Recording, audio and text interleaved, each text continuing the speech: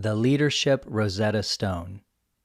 Searching for a unifying theory of leadership. The problem was most theories were contradictory. Most leadership theories and most books written on leadership contradict each other. The models and books cannot agree on what leadership actually is, how it works, or how to develop it. With Ken Wilber at Integral Institute and my research and development team at Stegen Leadership Academy, we spent a decade and several $1 million developing and testing a unifying theory of leadership that includes yet transcends all major leadership theories.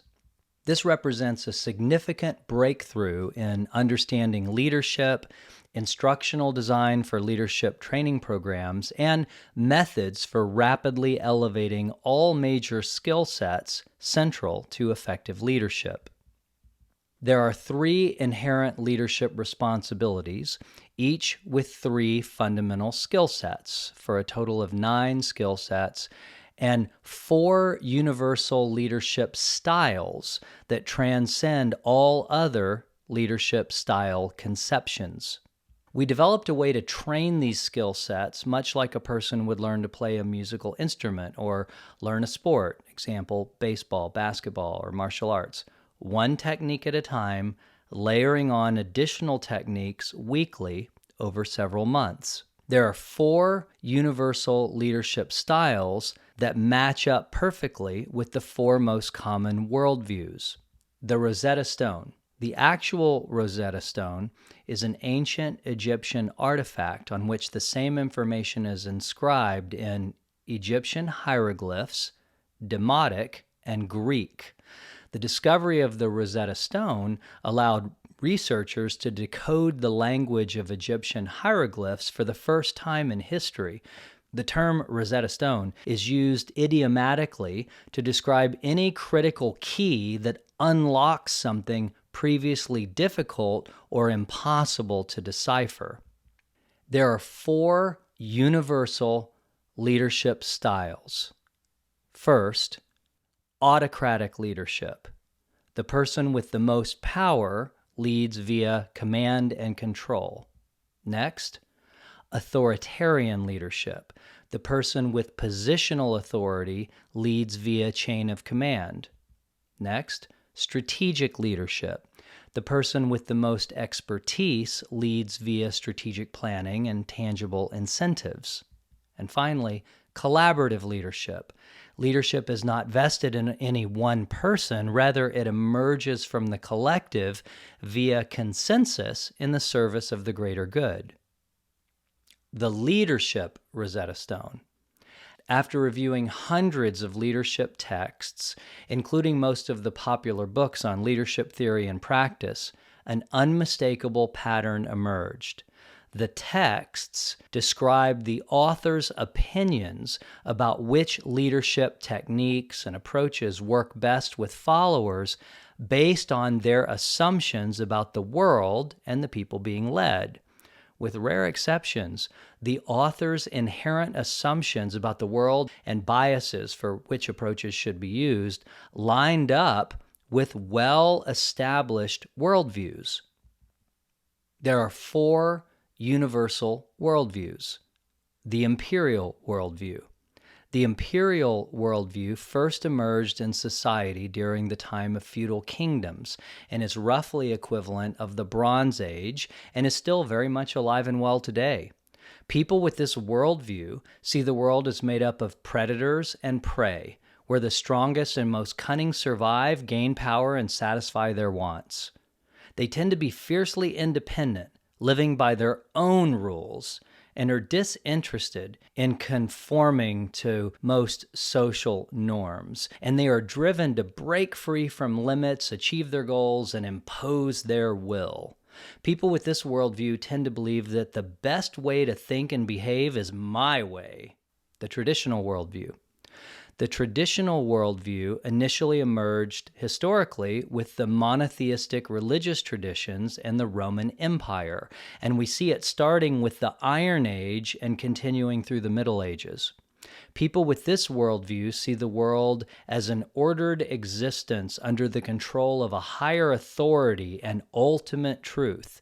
They tend to see the world in concrete, literal, and a dualistic manner: right versus wrong, good versus evil, and so on. They emphasize social stability and mainstream morality. People with this worldview tend to believe that there is only one right way to think and behave.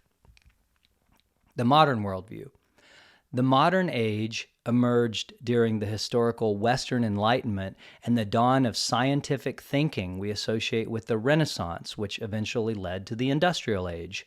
People with this worldview tend to believe in the advancement of humankind through the application of the rational mind and its scientific, technological, and medical manifestations.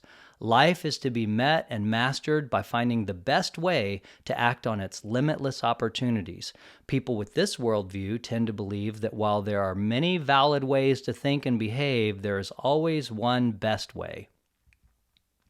The postmodern worldview.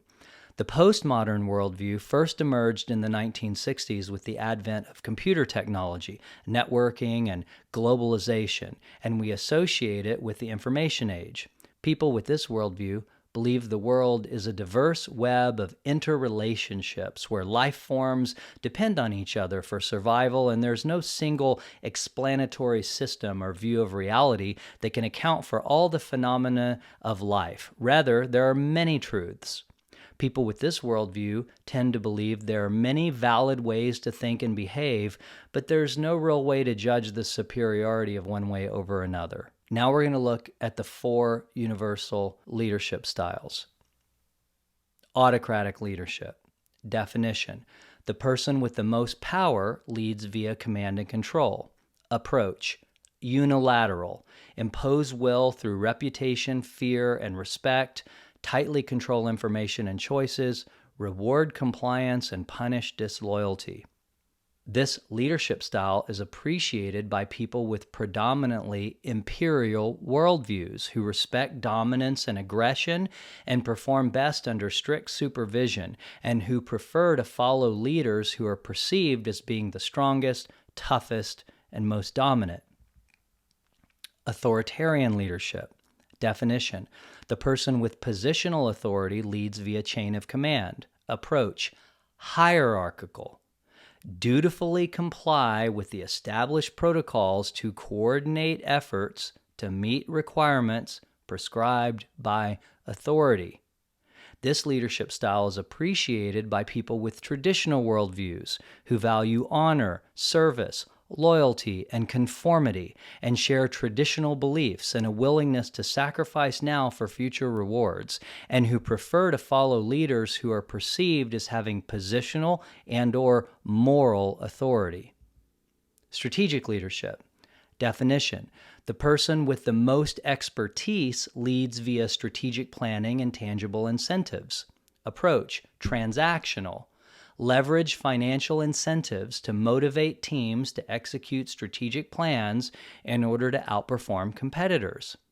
This leadership style is appreciated by people with modern worldviews who seek opportunities to advance toward their individual goals and who prefer to follow leaders who are perceived as having the most expertise and ability to achieve goals.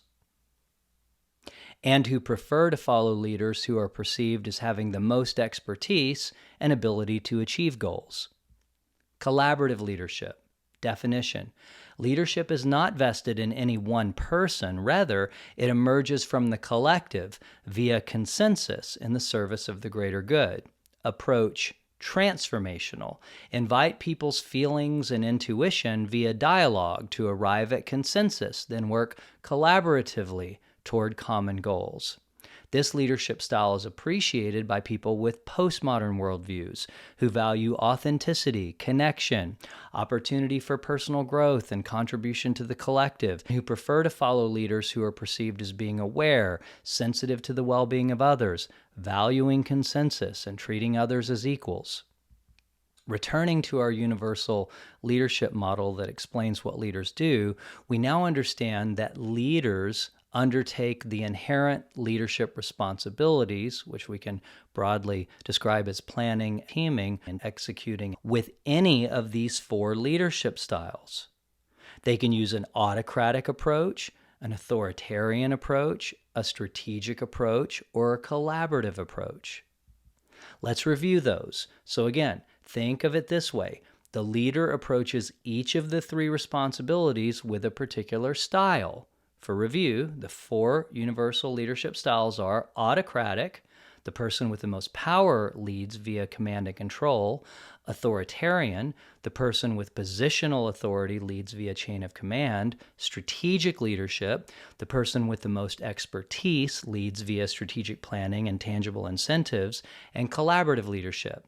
Leadership is not vested in any one person, rather it emerges from the collective via consensus in the service of the greater good. And remember, the person's value system, also known as their worldview, will determine which style of leadership they will find credible and will willingly want to follow.